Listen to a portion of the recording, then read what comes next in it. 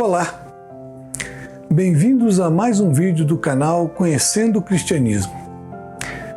Nosso diferencial é oferecer estudos bíblicos simplificados de até 20 minutos, para que você possa entender o básico, o essencial, e depois possa se aprofundar em cada um dos temas oferecidos, procurando outros estudos disponíveis na internet. Hoje estudaremos o 9º tema proposto no nosso canal, que é o povo escolhido de Deus. Será apenas um vídeo sobre esse tema. Estamos no 16º vídeo, e se você chegou agora, eu te convido a ver os outros vídeos sobre as doutrinas básicas do cristianismo desde o vídeo 0.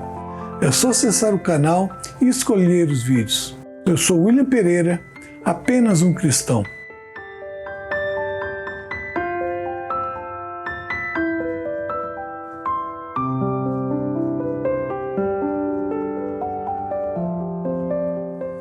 Afinal de contas, quem é o povo de Deus? Você se considera povo de Deus? No mundo existe um entendimento completamente errado. Todo mundo se acha filho de Deus, mas não são. No máximo, são criaturas de Deus. Enquanto não se regenerarem a sua vida pelo sangue de Jesus, como disse, são apenas criaturas de Deus. A adoção de filhos é só para aqueles que aceitam a Jesus. E no meio cristão, a questão é outra, já que a princípio todos somos filhos de Deus.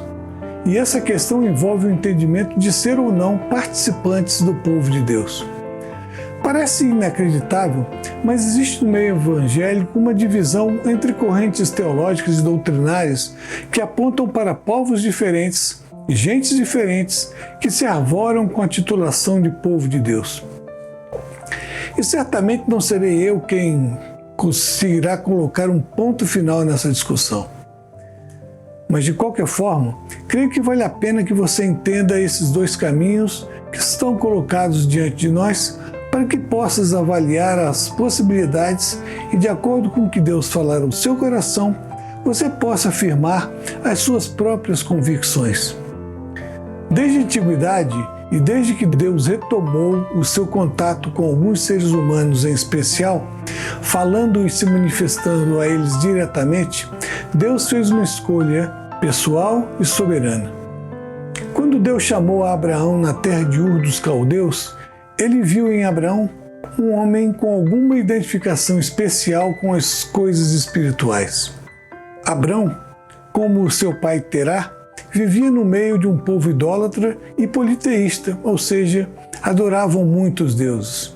Deuses criados pela imaginação humana e materializados em madeira, pedra ou outros materiais.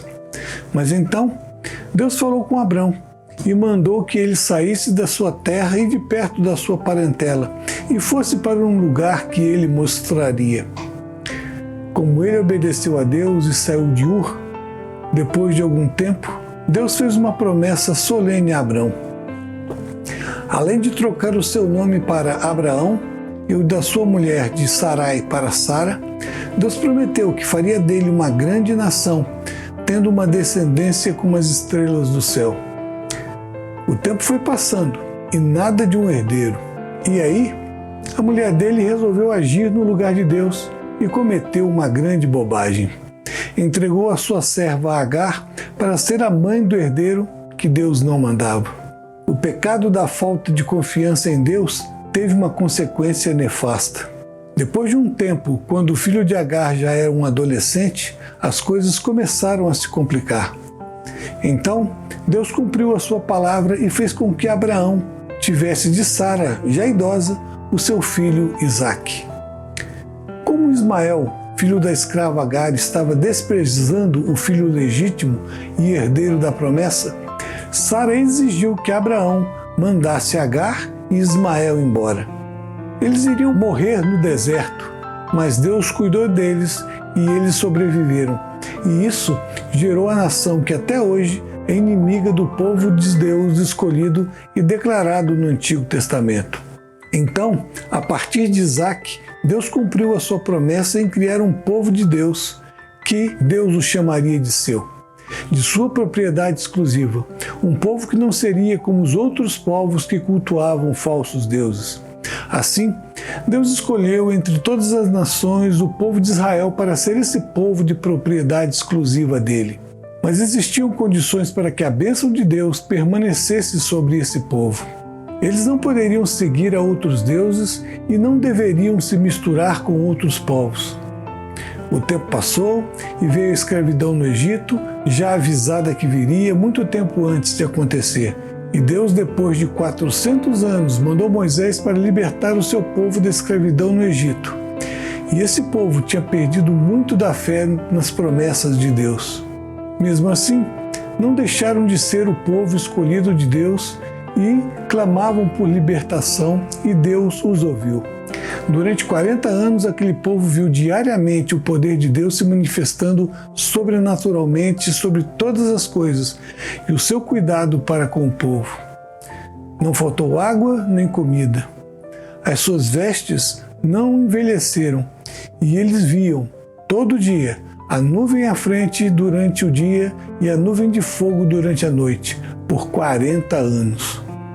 E mesmo assim, o povo escolhido, o povo de Israel, após se estabelecer na terra e não cumprir todas as diretivas de Deus, depois estavam cansados de guerrear, foi se afastando de Deus e de seus ensinos e da sua palavra.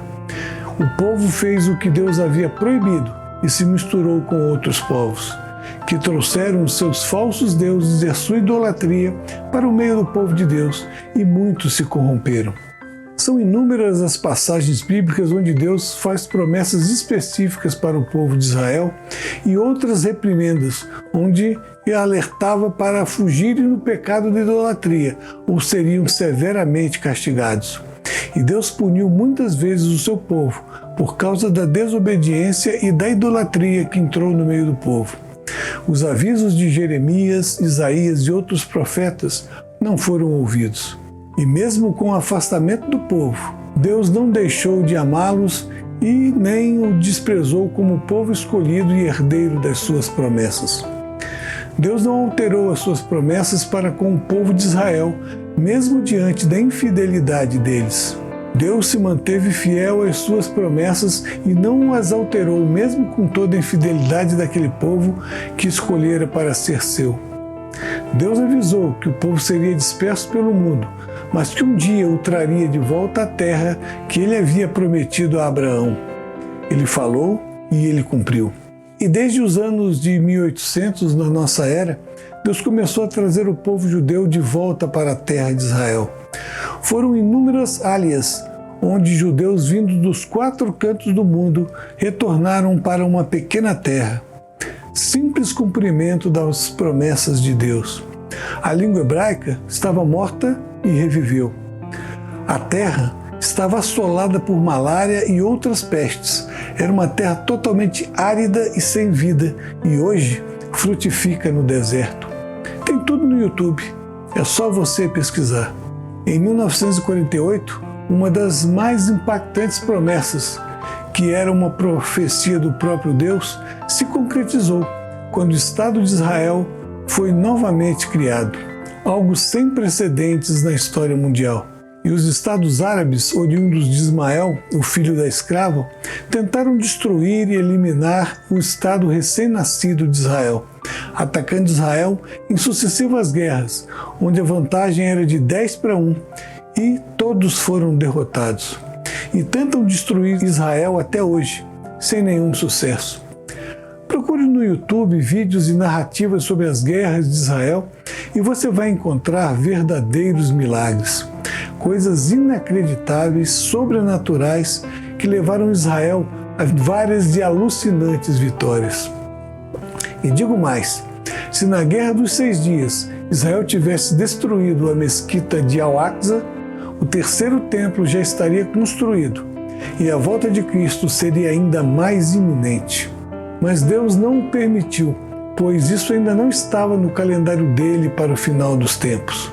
Ele não tem pressa e quer que muitos ainda cheguem ao arrependimento, inclusive dentre os judeus e muçulmanos. Só a ação direta de Deus naquelas batalhas poderia fazer do seu povo vencedor nas guerras que enfrenta. Mesmo naquela época, não havia explicação lógica para que Israel não tenha sido exterminado. Mas esse é o povo escolhido por Deus dentre todas as nações da terra. Nenhuma outra nação na terra tem a bênção protetora de Deus, Yahvé. Hoje, a nação escolhida por Deus como seu povo desde o Antigo Testamento é uma potência militar e econômica, e ninguém discorda disso. Mas é triste ver que essa nação, até hoje como nação, ainda rejeita a soberania de Cristo como Messias e Salvador do mundo. É verdade que existem muitos judeus messiânicos, ou seja, judeus que acreditam em Jesus como Senhor e Salvador, mas isso ainda é uma pequena minoria dentro do povo judeu.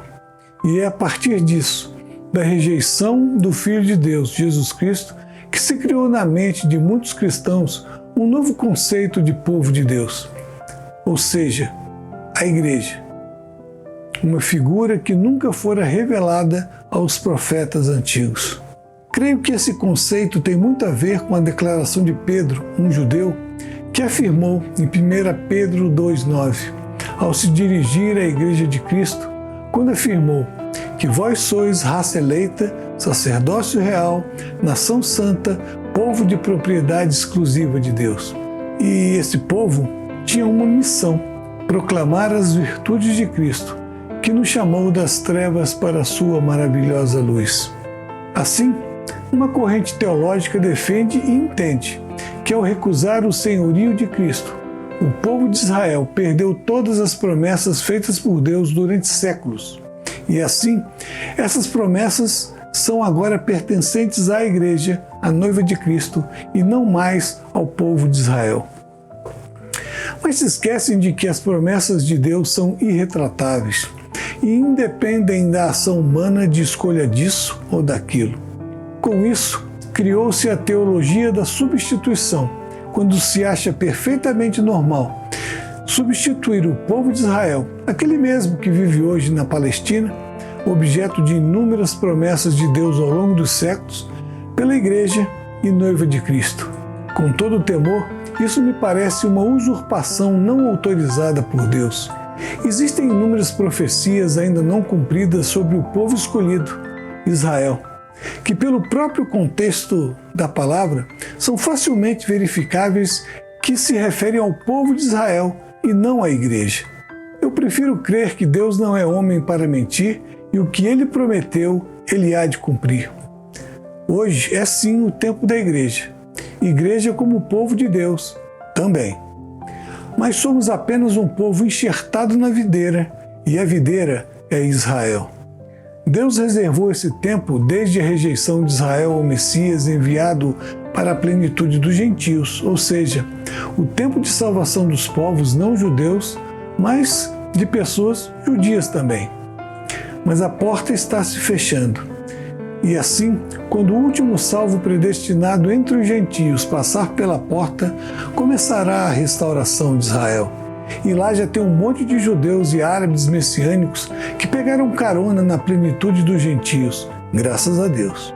O próprio apóstolo Paulo afirmou em sua carta aos Romanos 11:11-24, que a rejeição de Israel não era final. Mas não perca o contexto, estude Romanos 9-11. E de fato ele, devidamente inspirado, fez essas afirmações que posteriormente foram confirmadas por João em Apocalipse, onde se vê a ação de Deus sobre o remanescente do povo de Israel. A igreja será arrebatada e os eventos finais colocam Israel no centro da narrativa. Israel experimentará um arrependimento como nação e será a nação de sacerdotes que servirá a Deus no novo tempo que se seguirá juntamente com a igreja. Nesse tempo, veremos inúmeras profecias sobre o milênio se cumprindo no meio do povo de Israel, pois a boca do Senhor o disse. Em Apocalipse 21:3 nos é dito: então ouvi grande voz vinda do trono dizendo: eis o tabernáculo de Deus com os homens, Deus habitará com eles. Eles serão povos de Deus e Deus mesmo estará com eles, povos, no plural. Assim, Eu acredito que hoje, em pleno século XXI, temos claramente dois povos de Deus. Um povo, o primeiro que nunca deixou de ser e continua amparado pela proteção do próprio Deus e que será até o final dos tempos, e sobre o qual serão cumpridas as promessas ainda não efetivadas descritas na Bíblia. O povo de Israel, porque, como dito em Romanos 11, 29, porque os dons e a vocação de Deus são irrevogáveis. O segundo povo, sim, a Igreja, como noiva de Cristo e dispenseira da graça de Deus. O povo que tem proclamado o Evangelho de Jesus e tem sofrido ao longo dos séculos, para que a palavra de Deus alcance todos os homens, incluindo judeus, muçulmanos ou povos de qualquer etnia, raça, cultura ou crença. Portanto, meu querido ou minha querida, se você acha que você faz parte do povo de Deus por pertencer a uma igreja que professa a fé verdadeira em Jesus Cristo, alegre-se e exulte. Mas não despreze o povo destinado a ser uma nação de sacerdote e que também reinará com Deus na Nova Jerusalém, onde também estaremos. Lembre-se de Romanos 11, 16 a 20, que vou ler agora. Se as primícias são santas, também a massa o é. E se a raiz é santa, também os ramos o são. E se algum dos ramos foram quebrados e tu, sendo oliveira brava, fosse enxertado no lugar deles e feito participante da raiz e da seiva da oliveira, não te glories contra os ramos. E, se contra eles te gloriares, não és tu que sustentas a raiz, mas a raiz a ti. Dirás então, os ramos foram quebrados para que eu fosse enxertado. Está bem. Pela sua incredulidade foram quebrados, e tu, pela tua fé, estás firme. Não te ensoberbeças, mas teme. Aparentemente, eles serão bem poucos se comparado à igreja e aos seus servos fiéis que se juntaram ao longo dos séculos, mas serão remanescentes do povo de Israel, povo de Deus, que também será salvo. Assim, creio que o povo de Deus não está dividido pela palavra em que o Antigo Testamento é para os israelitas e o Novo Testamento para os gentios. A nossa obrigação em relação ao povo de Israel é orarmos para a conversão de muitos, para que a cegueira do legalismo seja retirada dos seus olhos e que possam ver a quem a eles traspassaram, Jesus Cristo, como Rei dos Reis e Senhor dos Senhores, o Messias que já veio e que retornará brevemente. Ficamos por aqui. Deus abençoe a sua vida e toda a sua família. Se gosta dos nossos estudos, deixe o seu like, inscreva-se no canal e compartilhe para que outros possam conhecer e crescer na verdade da Palavra de Deus. E muito obrigado por estar aqui conosco. No próximo vídeo, vamos iniciar os estudos sobre a Reforma Protestante, para entender como muitas doutrinas cristãs que estavam esquecidas foram recuperadas. Até lá, um grande abraço.